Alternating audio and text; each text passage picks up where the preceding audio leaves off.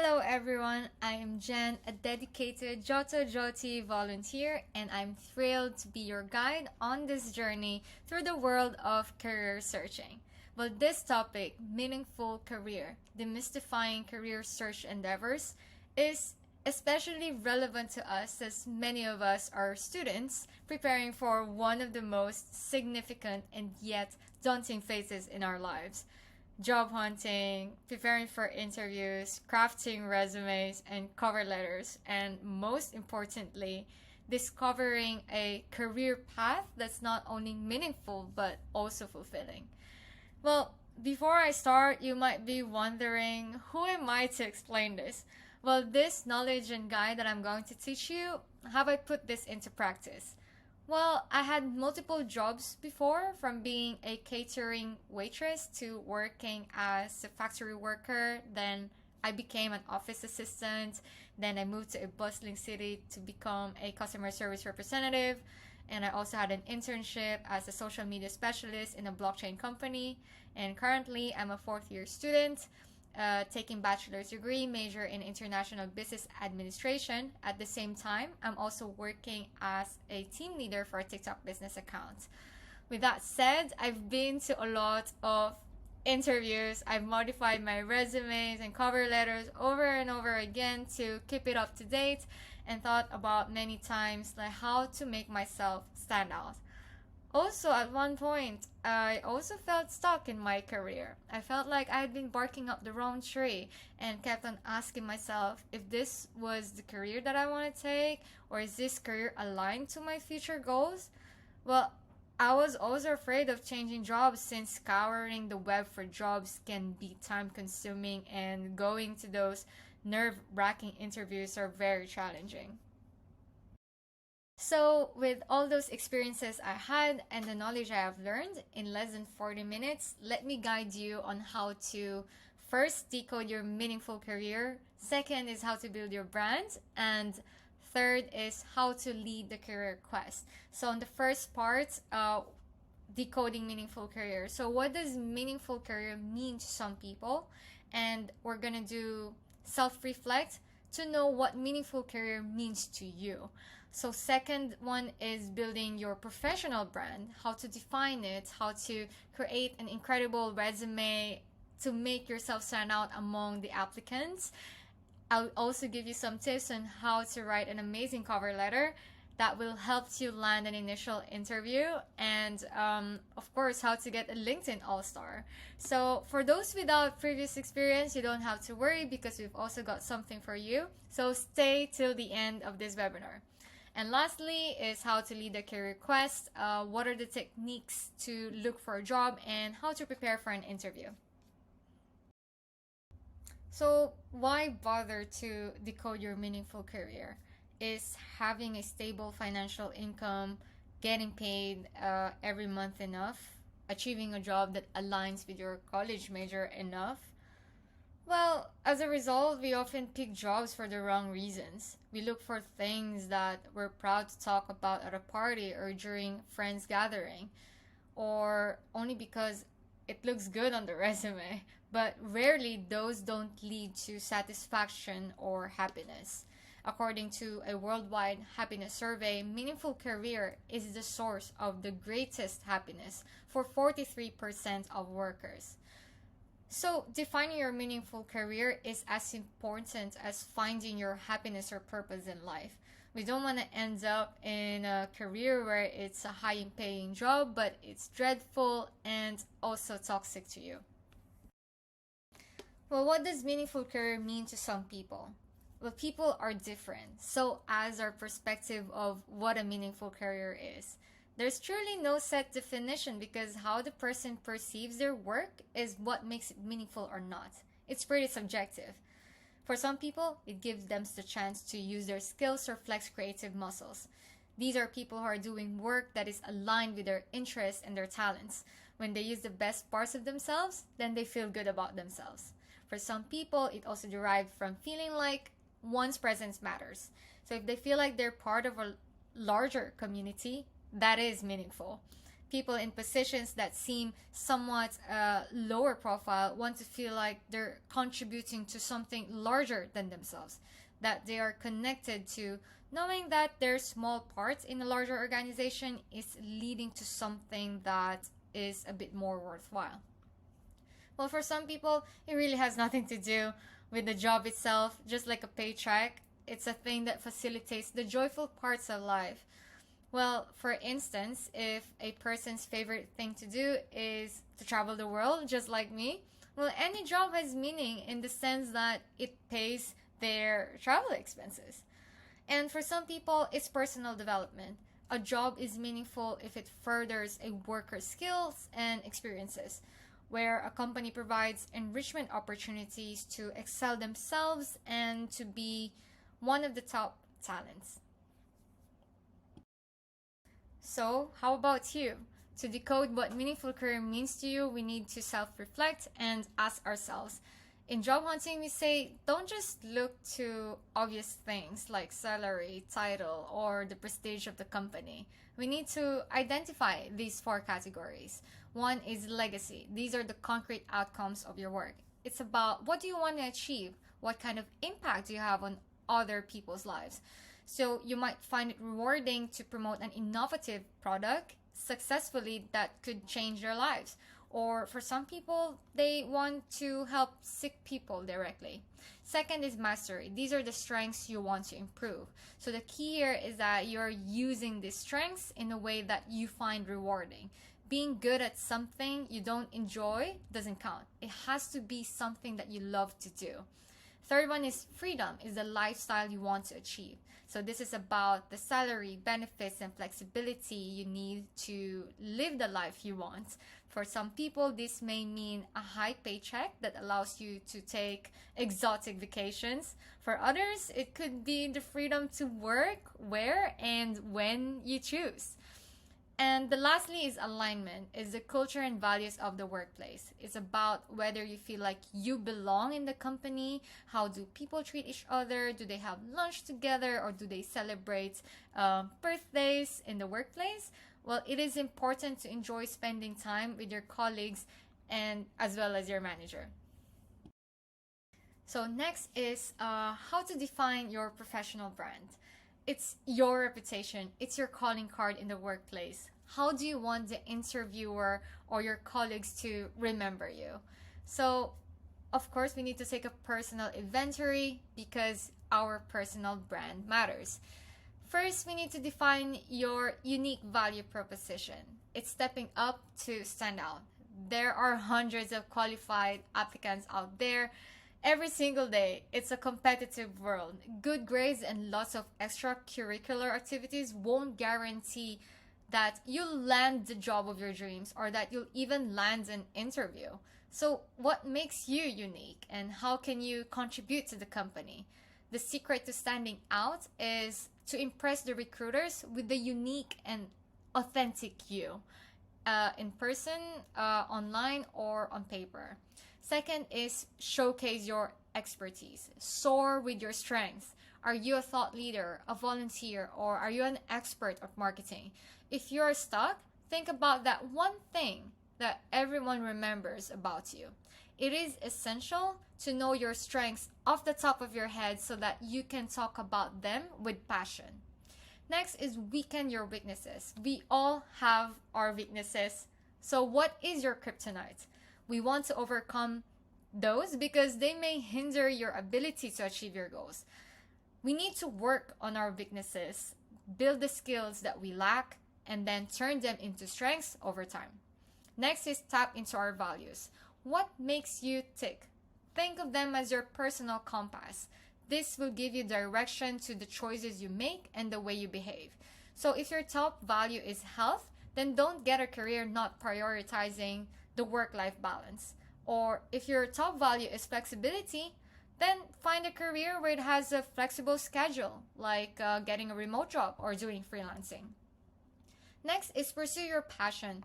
Passion, passion, passion is very important. We need to keep the flames alive as this fuel up our actions in the workplace. When you're passionate, you're like a powerhouse of enthusiasm and energy, and this ripples to the people working with you. We also don't feel burnt out since you love what you're doing. And next is define your purpose. This is a tricky one. A lot of us are stuck at this question. So, your purpose is your big picture, your best self, the internal vision of what you want to achieve. What has been important to you? What have you accomplished that gives you a sense of purpose and where you're heading in the future? So, these might be a lot of things to think about, but don't worry, you can download the personal brand workbook for free to guide you through all of these. It has questions in it guiding you through every step on how to define your personal brand, and it's a comprehensive one, and it also helped me a lot. So feel free to download it, and I provided the link at the end of this webinar. So let's move on how to write an incredible resume, and we've got 5 golden rules here. So according to Austin's study, they analyzed more than 125,000 resumes. They've created some statistics on how to improve our resume, and these are some proven foundational principles we should follow. So let's check it out. So first golden rule is adding a comprehensive LinkedIn profile. According to the study, LinkedIn profiles boost interview rates, but only 48% of resumes include them. So make sure you have the LinkedIn profile, or the LinkedIn URL on your resume. It has higher chance of landing a job interview, and just make sure that your LinkedIn profile is not bare bones or basic. Actually, later I'm going to teach you how to build your LinkedIn profile all-star. And yes, you have to add a customized LinkedIn URL. Second golden rule is to include the right keywords. How to do that? So just use word cloud generators. So there are a lot of free word cloud generators online. So all you have to do is copy paste the job description and then identify the keywords that pop up frequently and include that in a natural way when writing your resume. We also need to pass the ATS, or the applicant tracking system, by including those relevant keywords. Well, some of us are aware that our resumes really don't pass directly to humans, so it initially passes through the ATS or the machine. So this is used to screen resumes and take away non-potential candidates. So from here, all the recruiters have to do is sort through their database by filtering based on skill sets and searching for keywords from the job descriptions published internally or externally to find the strong fit candidates for those roles. Well, actually, more than 90% of Fortune 500 companies are currently using an ATS to better attract and convert top talent today. So imagine, like, more than 90%. So make sure you need to include those relevant keywords that matches the job description. The next is, of course, search top 10 in-demand soft skills. Those are also relevant keywords that you can put on your resume, but make sure you don't keyword stuff your resume, because it's not about the quantity. So make sure that these keywords really matches the job. Third golden rule is to quantify your results and achievements. According to the study, 59% of resumes include fewer than 3 instances of quantifiable results. So make sure that your resume has more than 5 quantifiable metrics. Well, why is this important? Well, because metrics make value easier to understand and quantify, and it also makes you stand out. Fourth golden rule is to get the right length, and the sweet spot is 475 to 600 words. It says here that resumes longer than 600 words are 43% less hireable, and 77% of resumes are outside of this recommended range. So when you get that sweet spot, you have a higher chance of getting an interview, and you have a stronger position from the rest.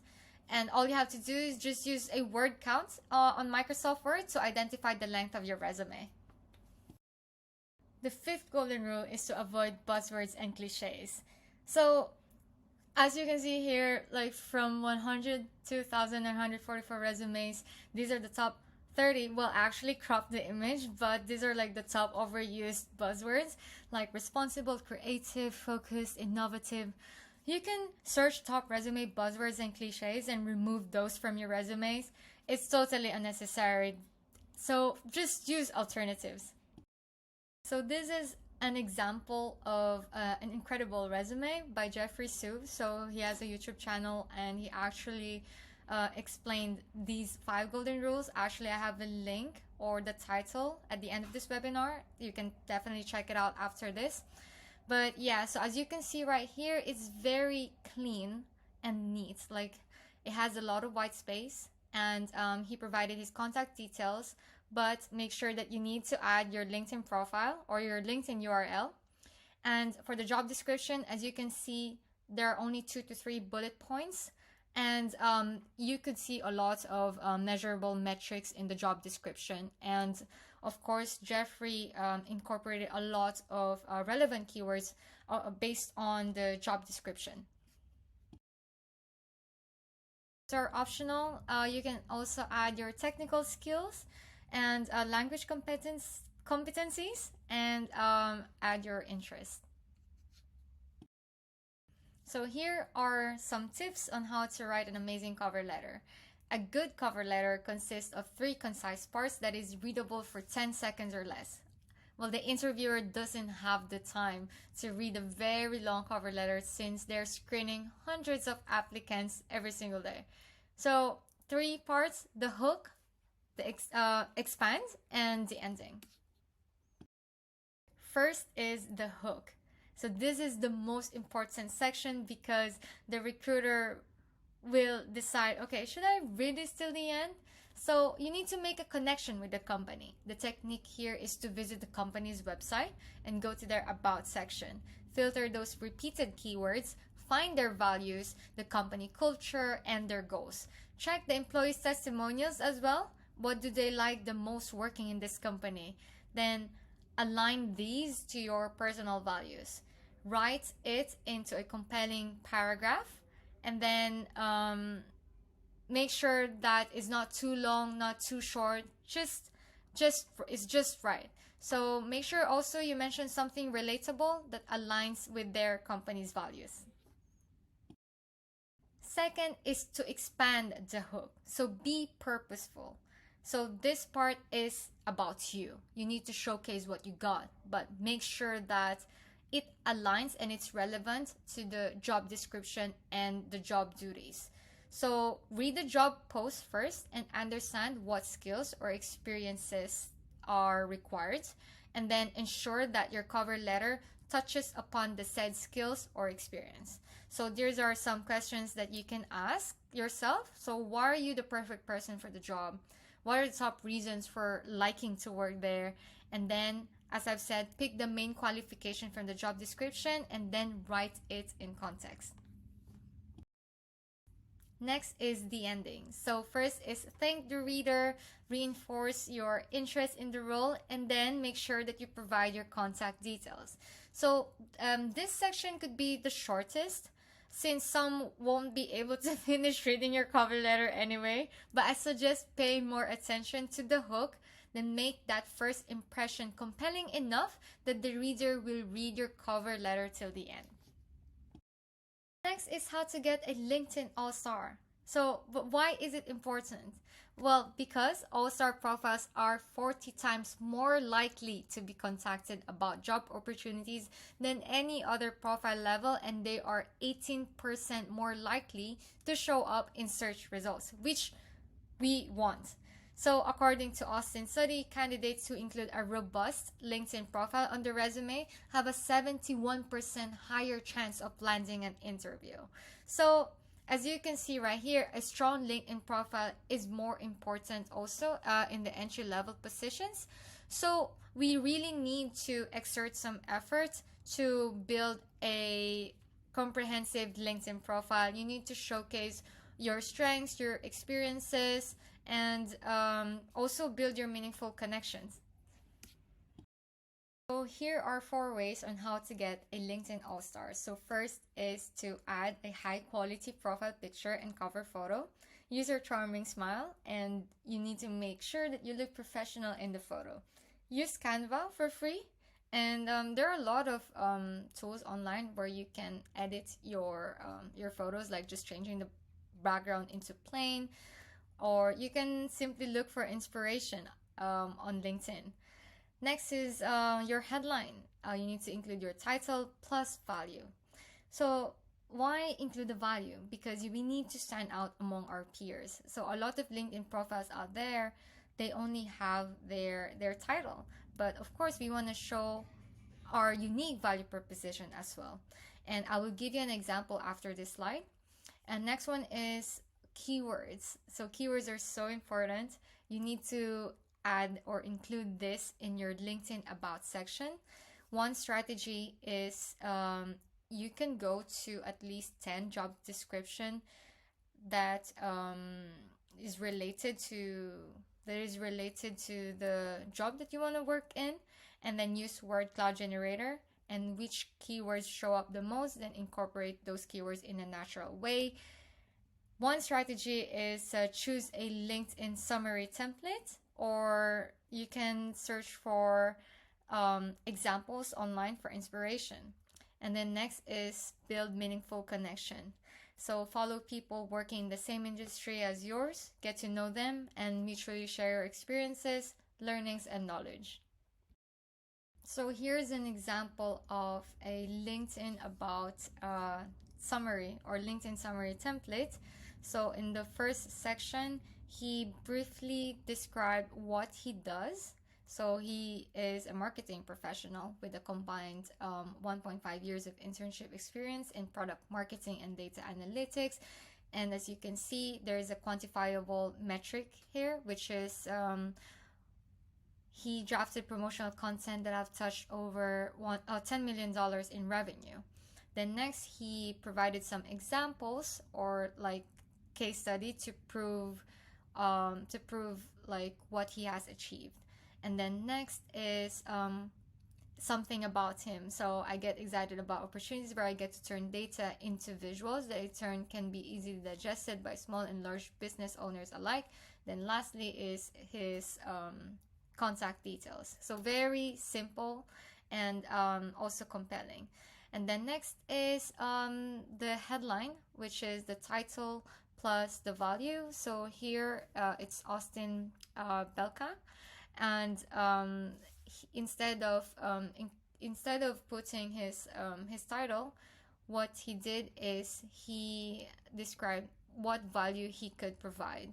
So he said that I teach people how to land amazing jobs without applying online, and if you need help with your job search, you see there's also a CTA included.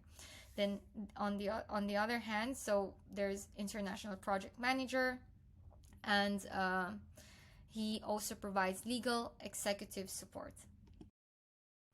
For some of us, especially students, we don't have experiences, but it's fine. So first is include a summary. So this is a brief description of your experience and qualifications, usually 1 to 3 sentences long.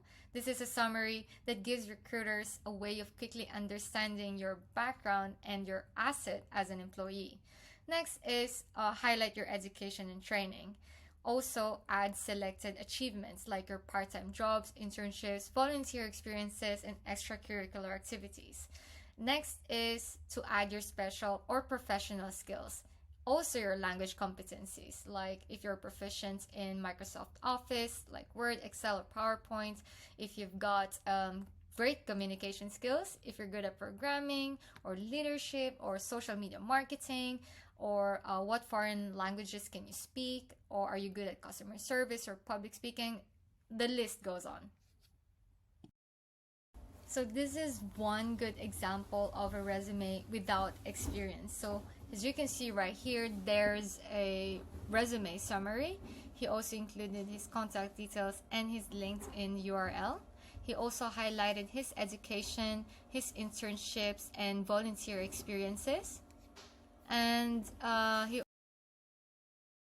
also included his technical skills like digital marketing, Google Analytics, Facebook for Business, and also for data analysis.